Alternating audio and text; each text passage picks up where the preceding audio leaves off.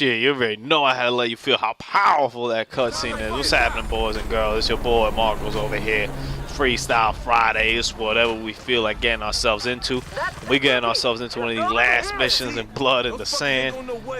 Damn, I forget already how this storyline worked, man. It was crazy. Like you beat what your final boss should be, or who, yeah, like the main villain.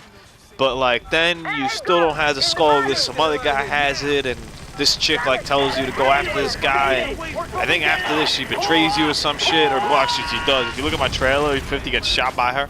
So and I'm rolling here with my boy Husani over here, also in the Huey. He's playing as I believe Lloyd Banks. Hopefully I'm correct in that. You know, I don't want to offend the G-Unit crew. Don't want to mistake them over here. This is a really fun mission. It was actually it wasn't really one of his funnest missions. He'd rather be on ground, but I love when I get in these vehicle missions. Just destroy everything that goes on over here.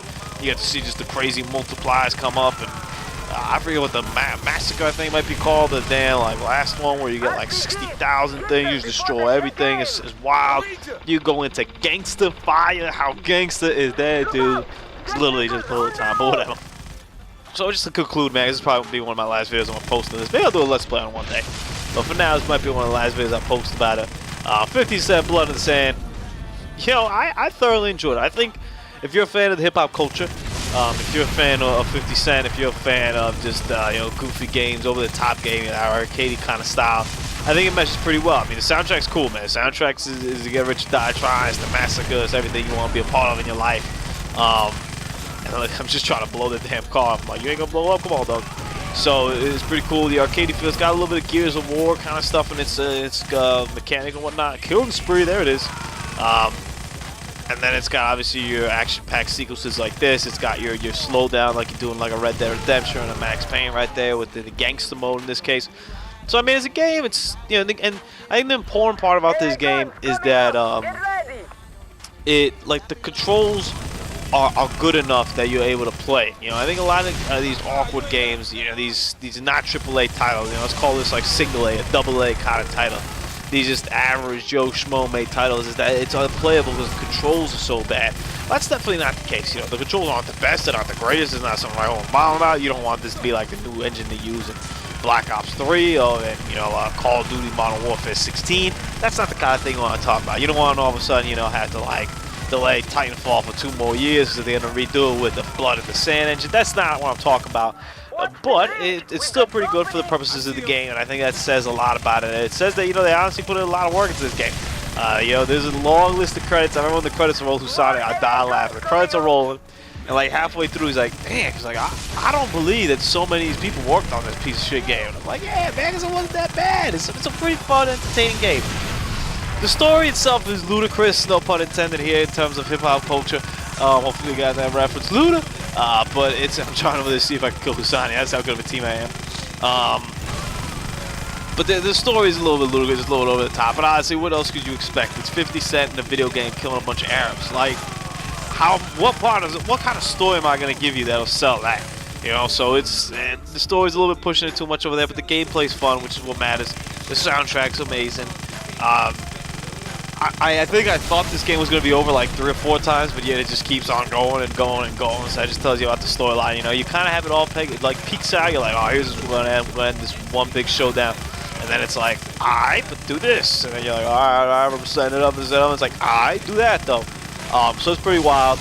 You know, one of the things I'll compare this to, you know, it's kind of when I was talking about like single A, double A titles.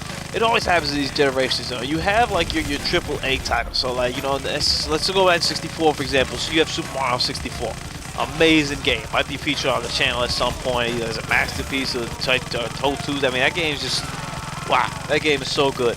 I don't know why they don't do it in HD too. By the way, hello Nintendo, you want some easy money? Make some HD versions out of all those games. Cash, straight cash, homie. I might even get a Wii U just for that.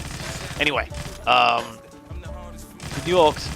The other heart, they come from Yonkers. Song's so hot. Anyway, so you got, you know, the AAA titles. You got that, you got Ocarina of Time, you got Banjo-Kazooie with that, and then you got this like second tier title. For example, like Glover 64, or I don't know if I had a 64 at the end of it, but whatever. Glover and Gex, for example. Also, pretty good, solid platform game, just not on that level. It's not on that level for various reasons. Not on the level because they didn't have the budget, because they didn't have the game plan, just because it's not that good. But nonetheless, it's still viable, good games. You know, those kind of like hidden gems, if you want to call them that way. One of the games I'll call them not nearly as good as Glover or whatnot. For example, I own Dead to Rights for the GameCube. You know, that whole PS2, GameCube, Xbox era. I remember Fabio bought me Dead to Rights for one of my birthdays. Dead to Rights isn't really a great game. There's no way that I can recommend you go out and spend $50 for Dead to Rights. But hey, if you get Dead to Rights for like $5 probably you can get it right now, or 8 or 10, it's a fun enough game. Play through it, man. It's a fun arcade kind of game, and you know, it's serviceable. It does its job. You know what I'm saying? I think you know, there's an expectation that every game has to be just jaw-droppingly amazing. And that's just not how it is. Neither games or in life and anything you do in life. You know, sometimes some things are going to be better than other things.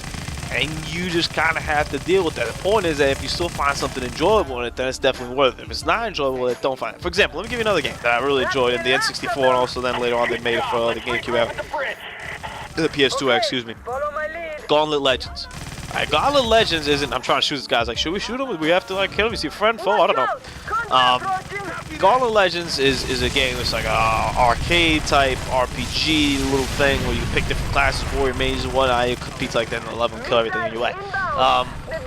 It's definitely not like a great, like it's not a 10 out of 10. But man, if you get a couple people to play that game, wow, that game is really fun. Matter of fact, after I'm done with this video, I'm gonna go look up see if I get a copy of that, because that game is so much fun. It's those kind of games, you know, it's kind of those in-between games that I think don't get a fair shake sometimes. And rightfully so, you know, you only have so much disposable income to be thrown at video games. You got to ration it out. You know, I'm at a point in my life where I'm able to buy a couple more games than I used to. You know, growing up, it was like one game every couple months, and that's it. So I had to make that choice count. So AAA tells me where I was going. When I was in college, same kind of drill. You know, I have to worry about eating before I worry about playing video games.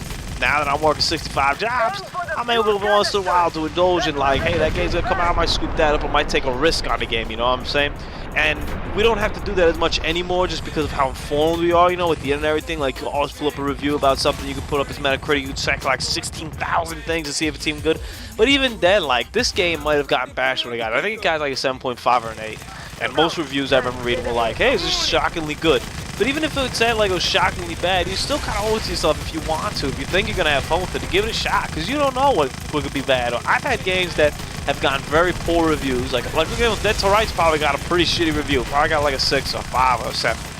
And I enjoyed it. It was a fun game. But I also knew what I was getting myself into. I wasn't expecting, you know, I wasn't expecting a Titanfall. I was expecting Dead to Rights. That's kind of what I got. Let's go back and let's go into the news, the video game news this week, man, before we wrap this up. The only release that I really paid any attention to this week was on Tuesday. They released the Far Cry HD edition. I think it was for the PS3 and the Xbox Live Arcade. It seemed pretty interesting, you know, if you get into Far Cry 1, that'd be a pretty cool way to start. I played the second one and I wasn't too big of a fan of it. I haven't played the third one yet. I've heard it's amazing. I can get my hands on it. Also, there's a pack out that I got. Oh, it's beautiful. It's ridiculous. It's Skyrim and BioShock Infinite for $30. I mean, that's just stupid. That's not. I don't even know how they even make sense.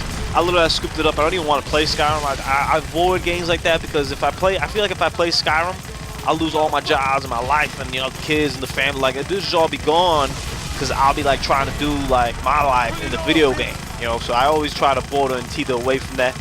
But I do want to play BioShock Infinite, and BioShock Infinite itself $30. So I was like, dude, I might as well just scoop up this bundle for that. I got it on Amazon. It's a really good deal. Titanfall beta is coming out. You've probably seen a lot of Titanfall information over here in these past couple days. There's still even more coming out. I threw my name in there. Hopefully it hit me up, but I don't even know. They're also patching up the for the Xbox One. They're gonna patch up. It was supposed to come out on Tuesday, but I think they backed it up till later on this week. They haven't really given a date as to when that, but they're gonna do some patches in terms of the Dolby Surround, in terms of the party system later on, and I mean mainly just changing stuff that should have never been changed from the beginning. So it should have just stayed how it was, but hey, at least they fixed it over there, and it's pretty quick over there. And there also was really interesting, I was reading, was the guy at Respawn. They're going to be like a software update for the controllers, which I don't even know if that's ever done before, to tell you the truth, where it's actually going to make it a little more precise, which led me to think two things. One, hey, that's pretty cool that you can actually update that, and that'll be pretty cool, and it'll apply to all games, not only Titanfall. So I'll be interested to see how that affects me when I'm playing Ghost. And secondly, they paid like $100-some million to make this controller, like they bragged about it, and then you still gotta go and release a patch to make it like accurate, like that, like another party has to tell you, like what are we smoking on, dude? Woo. And lastly, not so much on video gaming news, but I forgot to do it at the beginning, so I might well do it over here at the end. I want to try to make these Freestyle Fridays mean something a little more special. So what I'm going to do is, you know, at the end of every Freestyle Friday, I'll mention somebody who probably should be, who's in jail, but shouldn't be in jail. You know, maybe we can support them and try to get them on out of there. I'm not really going to do too much because I'm kind of just one man over there, but I feel like we have to let the guys play, be known to everybody, and at least the situation be addressed. You know, in this case, it's the hashtag Free Hernandez movement. Aaron Hernandez, tight end for the Patriots, falsely accused of, or allegedly accused of murder. They don't got nothing on, nothing they'll stick. My man's been over there in jail. They could have been winning championships. It's sadly disappointing. So if you haven't been familiar with Aaron Hernandez's case, make sure you take a look at it and be very scrutinous with what you read, because don't believe everything that the man tells you, because the man is full of it sometimes. And I'm full of it a lot of times. There we go. Got that amusement park. Have a great Friday, everybody. Have a great weekend. We deuces.